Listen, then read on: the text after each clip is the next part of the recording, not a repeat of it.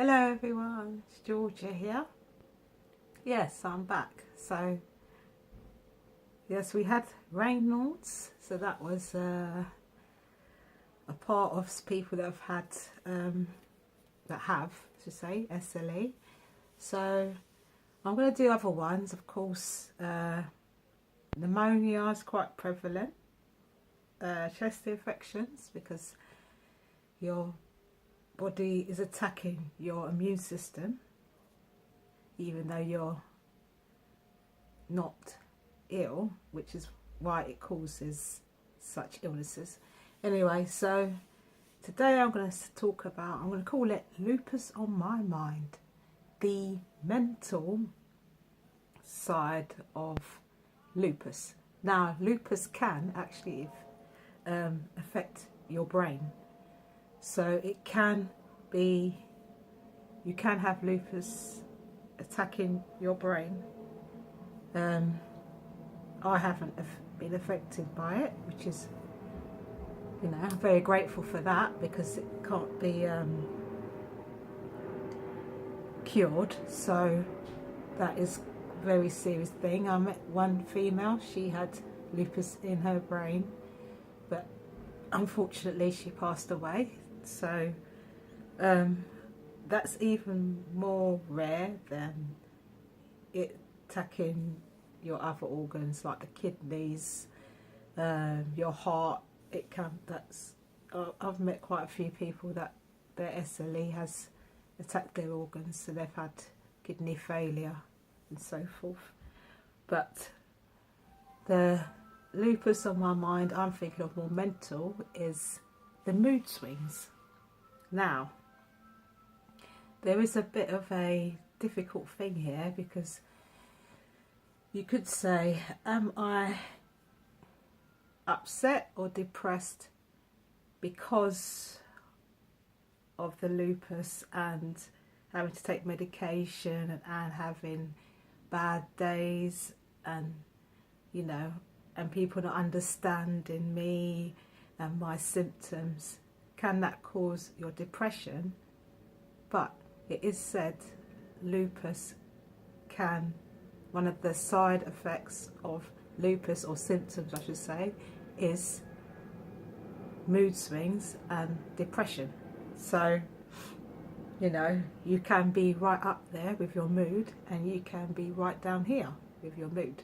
Now, I've had this plenty of times, but luckily, or I should say gratefully, my family are they've adjusted to my mood swings, or my lupus depression, as I call it, because I will just go quiet and I'll get very upset, but even I get confused because I don't know why I'm so upset, angry, all those things, and I withdraw.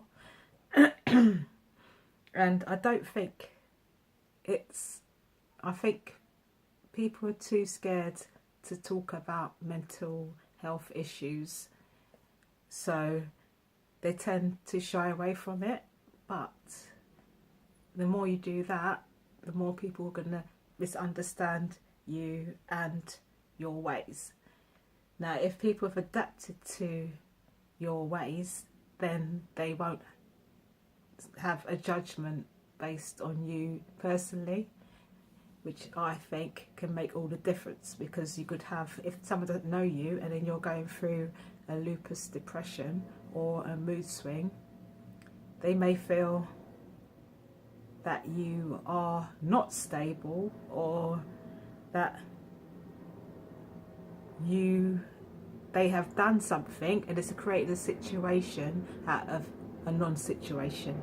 So it's always best to get people to understand this is what can happen, and once they understand, you're more likely to reach out and say, look, I'm having a lupus depression. And when you have a lupus depression, the last thing you want to do is to talk about it. Sometimes you just want to be left alone for the week, and sometimes it can create sort of disharmony among you and your friends or something like that, like, you know, why she acts in such a way, it can cause problems in a relationship, especially if you don't talk about that. Because I mean, I don't have a boyfriend now, so, but when I did, I explained it, and until they've been affected by it, it's a bit hard to say that all the time. It's kind of comes across like you might be making it up. So, but the thing is, you wouldn't necessarily make up something that is causing you to be so down. So, you know, I mean, if you're not going to use it to get out of a situation because you're feeling so down. And the thing is, it is quite it's quite a spontaneous thing, because one minute you could be the happiest person in the world, you feel, and the next day you're not feeling yourself, but you don't want people to keep constantly asking you, why are you down? What's the reason? Blah, blah, blah, blah, blah. Because you'll just snap back, and then that will cause a situation out of you feeling down already. So it would be interesting to know if anybody else has had those lupus downs, you know, the lupus depression as I call it, because it can be quite confusing. Sometimes you don't actually know yourself. Am I actually depressed, or am I depressed about the situation that I might be in? Because everybody's entitled to have a down day. You can't be up, up, up. I'm not up, up, up every single day. Well, I am. By the end of the night, I make it my mission to end it on a positive, so I can wake up on a positive. Even if I wake up in pain, then I'll think of something to replace whatever I was going to do. But I think you need to explain so that you can, I mean, I live alone, so I'm able to have, if I go into a lupus depression, I will just let my friends and family know I don't want to talk to anybody, I'm not in the mood, and I will get back to you when I'm back to my regular self, and they will take it as that, and they will leave me to it. And then, you know, if they say if you want to reach out, then reach out. Because one thing you don't want it to be is that you become isolated, that you get depressed, and then you get so depressed that you can't come out of that depression.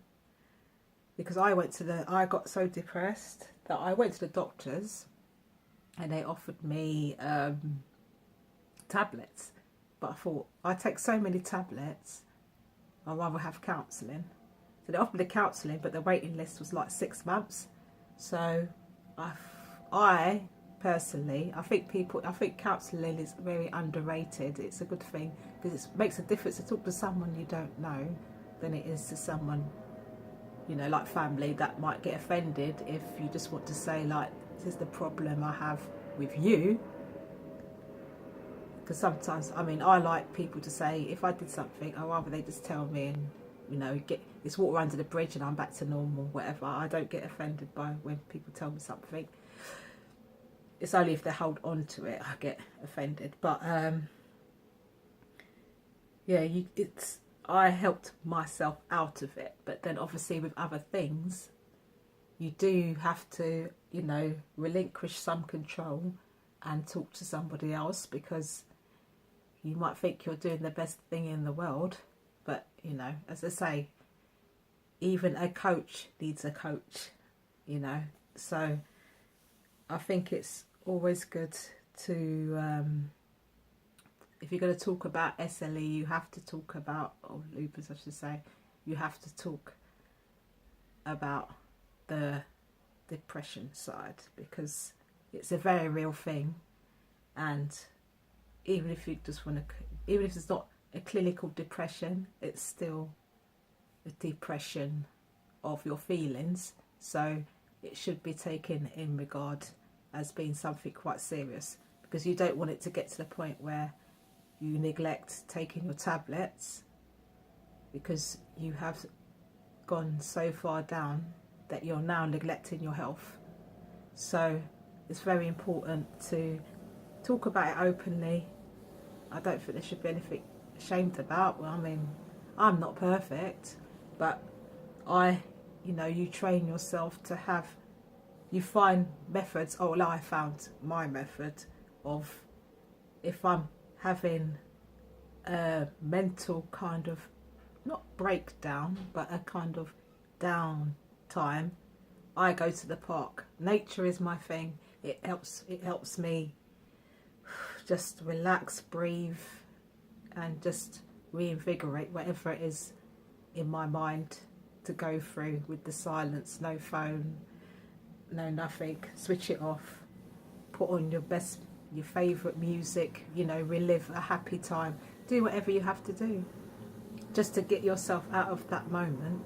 It's worth a go. So I'm not going to say you should do that. It's what works for me. Everybody's going to have their own individual thing. I mean, if it's something you have to approach somebody because they don't understand, take that time and approach them and sit them down. I mean, the thing is, you can't fear what someone else is going to think. I used to do that, and it did me no favours. So it's best not to fear what someone's going to think. If they're going to think it, they'll think it regardless whether you approach them about it or you don't. If you don't say it, then they could assume things that they don't necessarily know. So I think it should be an open thing to talk about the mental side of lupus. It's a very real thing. And I know they're still doing research on what the triggers are of lupus that actually triggers off a downtime. I know if you have a flare-up, it's quite likely to do that, and plus as well, if you've had lupus for a long time, your flare-ups can start to differ, because obviously you have other elements to it. You're not just having the S.L.E, now you've got anemia, which I will go on to next.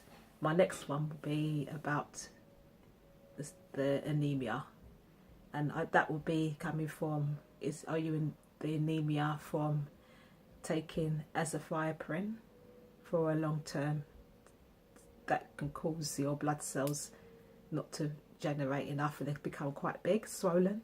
So I'll talk about anemia next time. And if there's something else you want me to discuss before that or with that, then just leave me a comment or shout me out. It's fine. It's fine. I'm willing to learn. I'm willing to listen. Oh, I can't do it. Oh. No, I look like a Papa, innit? Papa the Sailor Man. But sorry. Oh dear. That's not the lupus. That's just actually me being a bit crazy. So I'll say good night. Goodbye. I'm feeling really hot. Got the window open. It's quite warm in London at the moment. So yeah. And if you have any tips or anything like that, because I've been pushing myself to get a bit fitter, but sometimes you just gotta